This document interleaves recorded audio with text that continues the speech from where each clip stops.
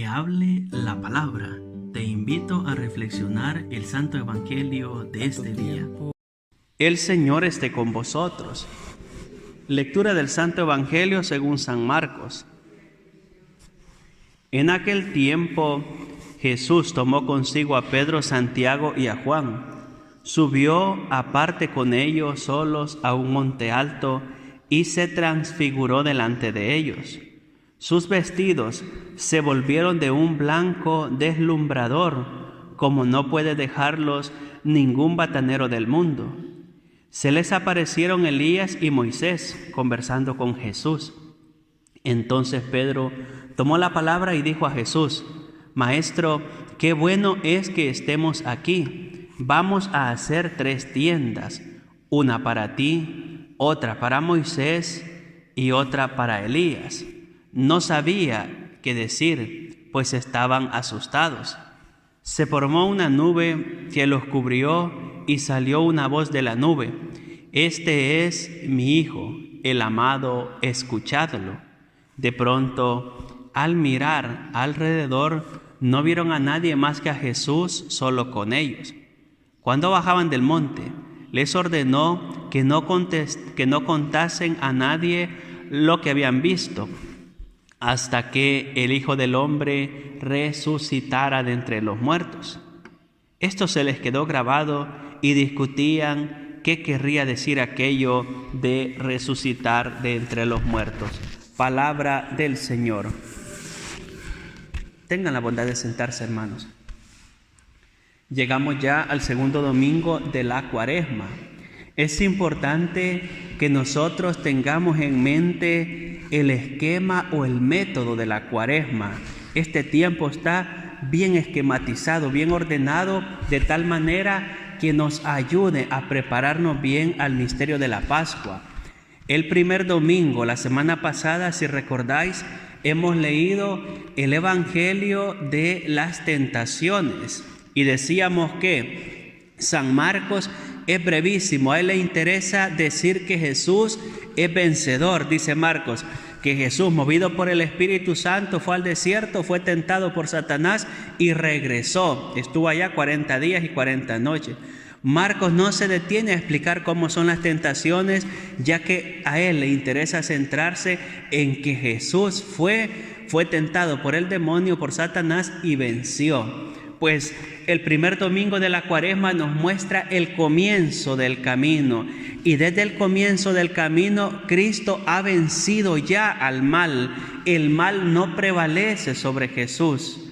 Y si tenemos en claro que desde el comienzo Cristo ha vencido, ahora se nos muestra la meta de ese camino.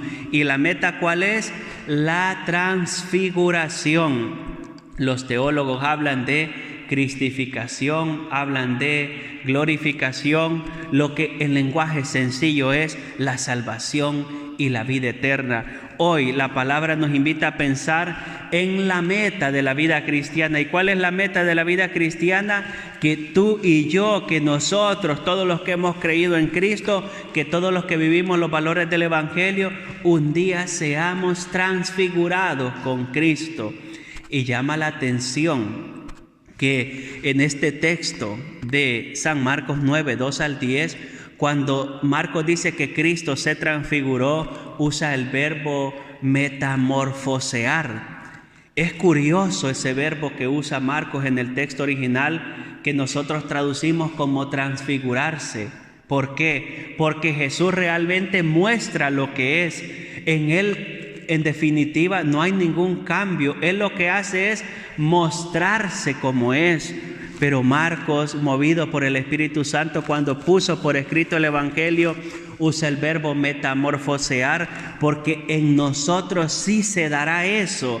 Al final del tiempo y de la historia, en la resurrección, seremos metamorfoseados, seremos transformados, seremos hechos igual que Cristo resucitado. Esa es la vida eterna, ser transformados a imagen de Cristo resucitado. Vayamos al texto del Evangelio, pero antes quería que tuviésemos claro estas ideas. Primer domingo de la Cuaresma marca el comienzo del camino y Cristo resurge vencedor, Cristo resulta vencedor, y el segundo domingo nos muestra cuál es la meta de la vida cristiana. En los otros domingos vamos a ver cuál es la participación del hombre y la mujer en el evangelio del ciego de nacimiento, en el evangelio de la mujer sorprendida en adulterio, en la resurrección de Lázaro. Vamos a ver la participación del hombre y la mujer en el misterio cristiano, pero eso lo iremos viendo a lo largo de la Cuaresma. Vayamos al texto del evangelio. Dice Marcos que Jesús tomó consigo a Pedro, Santiago y Juan.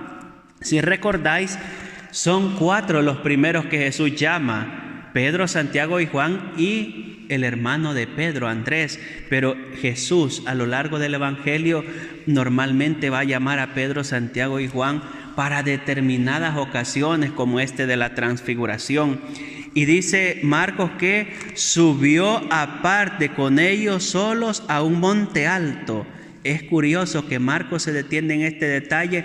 Iban ellos 4, Pedro, Santiago y Juan, que acompañan a Jesús. Van ellos solos. ¿Y por qué Marcos se detiene a puntualizar que van ellos solos? Porque en la montaña aparecerán otros 2 que no empezaron el camino con ellos, que ya lo veremos en el evangelio mismo. Y suben a un monte alto. Qué bonita esta idea. Antiguamente se tenía la noción de que entre más alto se estaba, más cerca se estaba de la divinidad. Por eso es que muchas iglesias, por eso es que muchos templos se construían en lo alto. Pensemos en Planes. La ermita de Planes, ¿dónde está? En lo alto, porque quien la construyó tenía en mente la idea bíblica de entre más alto se está, más cerca se está de Dios. Aquí mismo en el templo, ¿veis? El presbiterio está más alto que el resto del templo. ¿Por qué? Porque quien lo construyó pensó esta idea: entre más alto se está, más cerca se está de Dios. Se tenía en mente esa idea. Nuestras iglesias tienen cúpula porque hacen alusión a eso: entre más alto se está, más cerca se está de Dios. Lo que usa en la cabeza los obispos y el papa, que se llama mitra, termina así, en pico, termina como haciendo alusión a la montaña para tener en mente esa idea, que entre más alto se está, más cerca se está de Dios. Digo esto para que tengamos en mente el lenguaje bíblico. Y suben a la montaña, y resulta que cuando ya han subido, Jesús se transfiguró, es decir, se muestra como realmente es. Llama la atención, y ojalá me hagáis caso de leer todo el Evangelio de San Marcos. Llama la atención que este texto del Evangelio de hoy tiene lugar en la sección que se llama Camino a Jerusalén. Del capítulo 8 de San Marcos al capítulo 11 se da el camino a Jerusalén. Jesús toma la decisión de ir a Jerusalén, y en ese lapso del camino va a contar en 3 veces la amarga pasión. Jesús les va a decir a los discípulos lo que va a suceder en Jerusalén. Y justamente en este mismo contexto del camino a Jerusalén tiene lugar el evangelio de hoy. Jesús se transfiguró delante de ellos, es decir, se muestra tal cual es. Se muestra como es, como Dios y Señor. Todavía antes de llegar la resurrección, Jesús les muestra cuál es la meta de la vida cristiana. Les muestra que el camino, por muy malo que sea, por muy complicado que sea, por muy chungo que sea, al final tiene un buen final, y es la resurrección, la transfiguración. Y San Marcos, que narra este testimonio, dice: y sus vestidos se volvieron de un blanco deslumbrador, como no puede dejarlos ningún batanero del mundo. Qué bonito este detalle de Marcos. Se fija en la vestidura de Cristo. Cristo se transfigura y hasta su vestidura resplandece. Esta idea de Marcos es preciosa porque nos hace pensar en el bautismo. Si recordáis, en el bautismo, ¿qué se dice?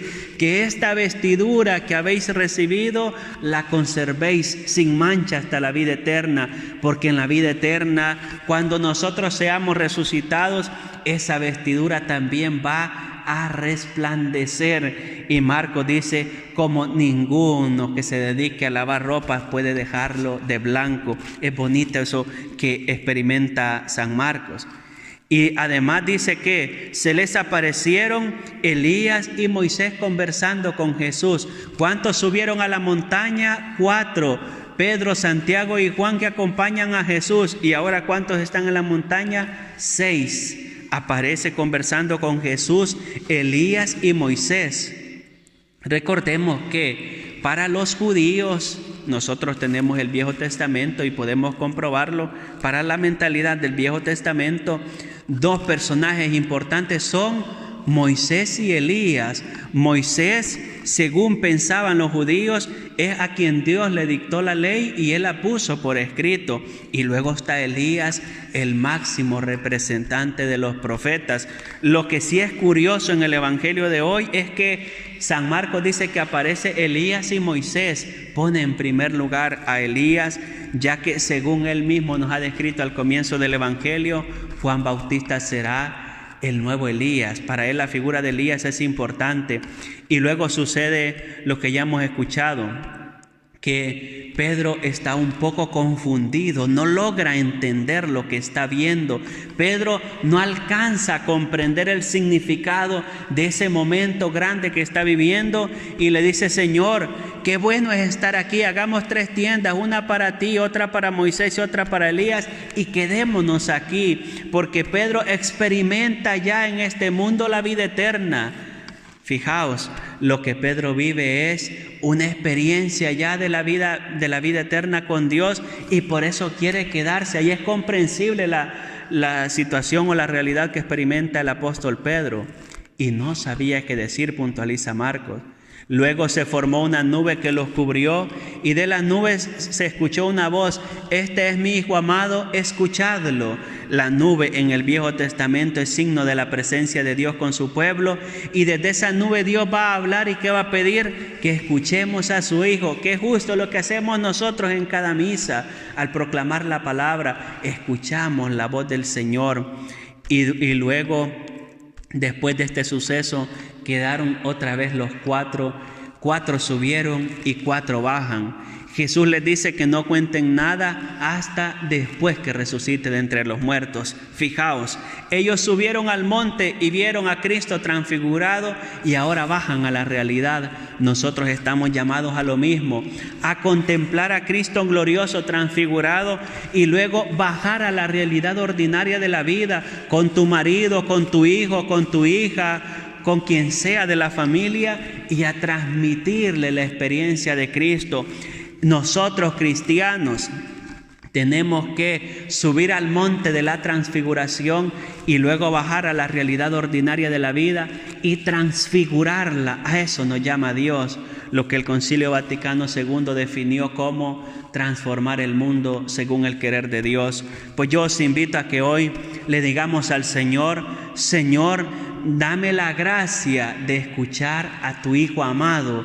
Dame la gracia de escuchar a tu Hijo amado, de contemplarle a Él, para luego ir a la realidad ordinaria de la vida y transfigurarla, transformarla según el querer de Dios. Profesemos la fe.